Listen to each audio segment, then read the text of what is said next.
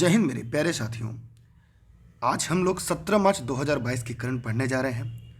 ये करंट की सीरीज होली के नाते थोड़ी सी देरी से आपको मिल रही कि होली का पर्व था, इसलिए टाइपिंग नहीं हो पाई थी। तो आज ये सीरीज आपको मिल रही है। आज ही आपको 17 और 18 मार्च इन दोनों की सीरीज आज के ही दिन आपको ई लर्निंग विद दुर्गेश पर मिल जाएगी। अभी ये सीरीज सुबह में और वह शाम में मिल जाएगी। तो चलिए चलते हैं 10 महत्वपूर्ण प्रश्नों के साथ। मैं उम्मीद करता हूँ आप लोगों ने होली का पर्व पूरे हर्षोल्लास के साथ मना लिया होगा। अब आप अपनी भर्ती परीक्षा की तैयारी में लग गए होंगे। ये सीरीज आप 10-10 प्रश्नों की प्रतिदिन जुड़े रहिएगा, देखते रहिएगा, क्योंकि अब की बार एक सीट हमार। ये सीरीज वनडे परीक्षाओं के साथ साथ शिक्षक भर्ती परीक्षा, करंट और विविध, केवीएस, लेखपाल, पुलिस आदि सभी के लिए महत्वपूर्ण है। तो चलिए चलते हैं आज के एक और अगले और महत्वपूर्ण प्रश्न की तरफ, जहां से शुरुआत है आज की डेली सीरीज 10 प्रश्नों की, क्योंकि अभी की बार एक सीट हमार। पहला प्रश्न आपके सामने है, राष्ट्रीय टीकाकरण दिवस हर साल कब मनाया जाता है? 16 मार्च, 18 मार्च, 20 मार्च, 22 मार्च। जितने भी साथी वीडियो को देख रहे हैं फटाफट कमेंट करें, राष्ट्रीय टीकाकरण दिवस कब मनाया जाता है? जी हाँ, एकदम आपने सही बताया, 16 मार्च को। मतलब हम ये कह सकते हैं कि इस प्रश्न का जो सबसे सही जवाब है वो ए है कि राष्ट्रीय टीकाकरण दिवस हर साल 16 मार्च को मनाया जाता है। अब हम इसकी व्याख्या देख लेते हैं, क्योंकि प्रायः वहाँ से परीक्षाओं में सवाल आपके विविध के रूप में आ सकते हैं। राष्ट्रीय टीकाकरण दिवस हर साल 16 मार्च को मनाया जाता है। भारत में पहली बार 16 मार्च 1995 में ओरल पोलियो की खुराक दी गई थी। इस दिवस को मनाने का उद्देश्य लोगों को टीकाकरण के प्रति जागरूक करना। कोविड-19 में भारत ने 77 करोड़ से अधिक लोगों को टीकाकरण करके विश्व रिकॉर्ड बनाया। दुनिया भर में टीकाकरण अभियान तेजी से बढ़ रहा है। अब हम एक और प्रश्न की तरफ चलते हैं। हाल ही में किस राज्य में डोर स्टेप डिलीवरी शुरू की जाएगी? कर्नाटक, महाराष्ट्र, बिहार, ओडिशा। सभी साथी जवाब जरूर देंगे। हाल ही में किस राज्य में डोर स्टेप डिलीवरी शुरू की जाएगी? इस प्रश्न का सबसे सही जवाब जो होगा वह है आपका बिहार। अब हम इसकी व्याख्या भी पढ़ लेते हैं। बिहार राज्य देश का ऐसा पहला राज्य होगा जहां लोगों को डिजिटल भूमि दस्तावेजों की डोर स्टेप डिलीवरी की सुविधा मिलेगी। राज्य के गांव, कस्बों, शहरों राजस्व मानचित्र अब ऑनलाइन मंगवाया जा सकता है। बिहार सरकार जल्द ही राज्य में खातियान और मानचित्र सहित भूमि के डिजिटल दस्तावेजों को घर घर पहुंचाएगी। अब हम इसी के साथ बढ़ते हैं अगले सवाल की तरफ, अगले प्रश्न की तरफ। आईसीसी महिला विश्व कप के सबसे ज्यादा मैचों में कप्तानी करने वाली दुनिया की पहली खिलाड़ी कौन बनी? मिताली राज, हीथ नाइट, झूलन गोस्वामी, मेग लैनी। सभी लोग जवाब दीजिएगा, क्योंकि अभी की बार एक सीट हमार। मिताली राज इसका सही जवाब है। अब हम और आगे चलते हैं अगले सवाल की तरफ, पुलिस की व्याख्या देख लें। मिताली राज वर्ल्ड कप में बतौर कप्तान सबसे ज्यादा 24 मैच खेलने वाली दुनिया की पहली खिलाड़ी बन गई। इस मामले में उन्होंने ऑस्ट्रेलिया की पूर्व महिला कप्तान बेलिंडा क्लार्क का रिकॉर्ड तोड़ा। बेलिंडा बतौर कप्तान वर्ल्ड कप में 23 वनडे खेले थे। अब हम आगे चलते हैं अगले सवाल की तरफ, अगले प्रश्न की तरफ, जो आपके सामने डिस्प्ले पे दिख रहा है। कौन सा केंद्रीय मंत्रालय स्पाई योजना लागू कर रहा है? बताइए सभी लोग फटाफट कमेंट करके। उर्वरक मंत्रालय, रसायन और उर्वरक मंत्रालय, वित्त मंत्रालय, इसमें से कोई नहीं। तो रसायन और उर्वरक मंत्रालय, रसायन और उर्वरक मंत्रालय अर्थात इस प्रश्न का सही उत्तर बी है।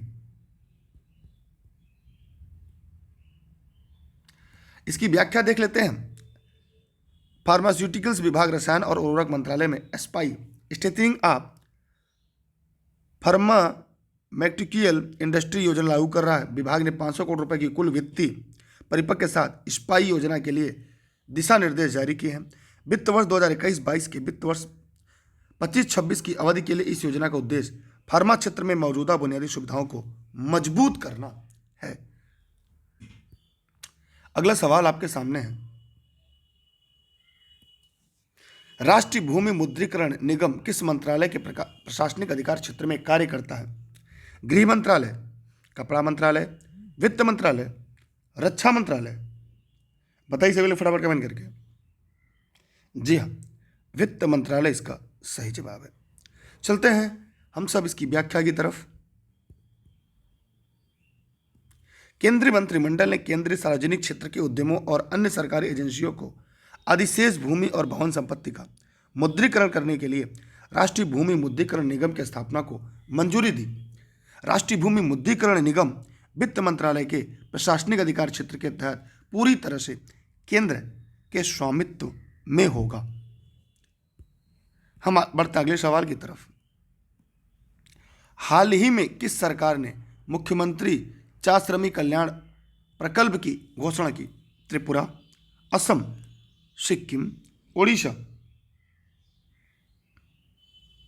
त्रिपुरा इसका सही जवाब है। आइए इसकी व्याख्या देखते हैं। त्रिपुरा सरकार ने चाय श्रमिकों के लिए विशेष योजना मुख्यमंत्री चा श्रमिक कल्याण प्रकल्प की घोषणा की।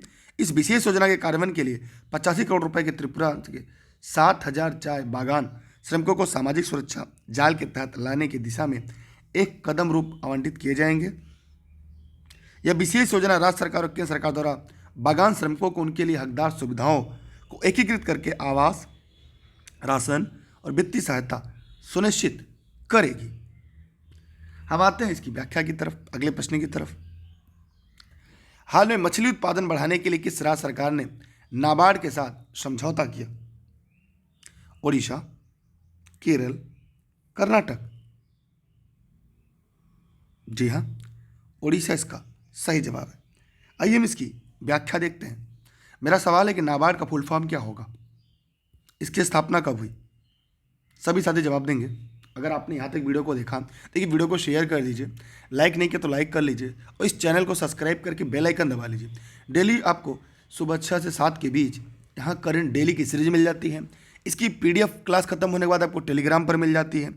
उड़ीसा सरकार और राष्ट्रीय कृषि एवं विकास बैंक नाबार्ड ने राज्य में मछली उत्पादन बढ़ाने के वास्ते मत्स्य बुनियादी ढांचों के निर्माण के लिए एक समझौता किया। यह उदय भास्कर ने कहा कि समर्पित मत्स्य पालन एवं एक्वाकल्चर इंफ्रास्ट्रक्चर डेवलपमेंट फंड समुद्री एवं अन्य क्षेत्रों में बुनियादी ढांचा सुविधाओं में निर्माण में मदद करेगा। जी हाँ, अब बढ़ते हैं हम अगले सवाल की तरफ। वैश्विक व्यापार में रूस किस उत्पादन का योगदान सबसे अधिक है?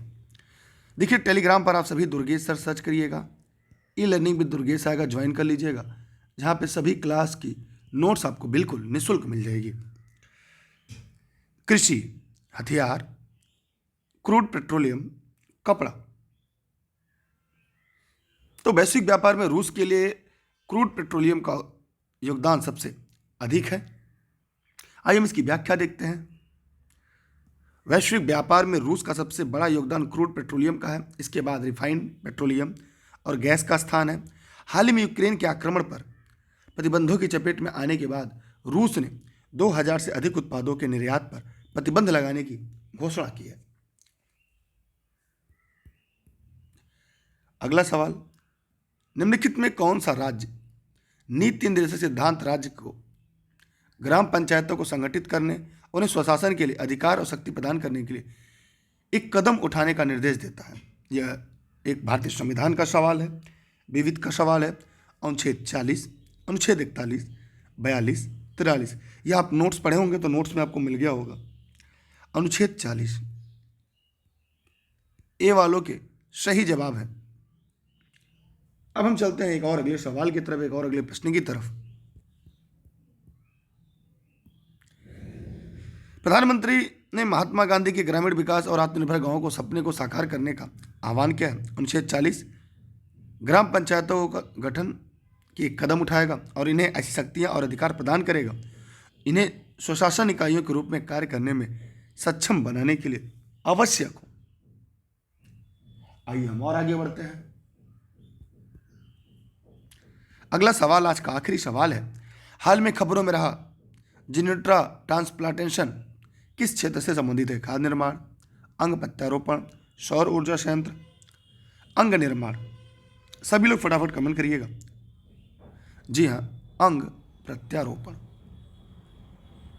बी वालों के जवाब पूरी तरह से सही हैं, जितने लोगों ने इस प्रश्न का जवाब बी दिया है। आइए हम बढ़ते हैं। बहुत बहुत धन्यवाद। इस वीडियो को अपने सभी साथी मित्रों को शेयर करिएगा। जेनो ट्रांसप्लांटेशन को मानव में अन्य जीव के अंग प्रत्यारोपण के रूप में परिभाषित किया जाता है। हाल ही में लैंडमार्क सर्जरी के 2 महीने बाद जहां एक मरीज इसके सफल हृदय को आनुवंशिक रूप से परिवर्तित सुअर के दिल से बदल दिया गया था कि हाल में मृत्यु हो गई। उसी की वजह से यह खबरों में रहा है। आप लोग का बहुत बहुत धन्यवाद। वीडियो को शेयर करिएगा, टेलीग्राम पर जुड़े रहिएगा, यहाँ पे लिंक है इस पीडीएफ के माध्यम से। YouTube e learning with Durgesh, इस चैनल को भी सब्सक्राइब कर लीजिएगा। प्ले स्टोर से ई लर्निंग विद दुर्गेश का ऐप डाउनलोड करिएगा। घर बैठे सभी क्लास और नोट्स आप प्राप्त कर सकते हैं। आप सभी का बहुत बहुत धन्यवाद। जय हिंद, जय भारत। ये सभी क्लास आपके जनपद जौनपुर के सिराज हिंद से लाइव चलती है। Thank you. मेरे द्वारा जब भी मुझे समय मिलता है मैं आप लोग के लिए निःशुल्क लेकर आता हूँ क्लास। जय हिंद, जय भारत।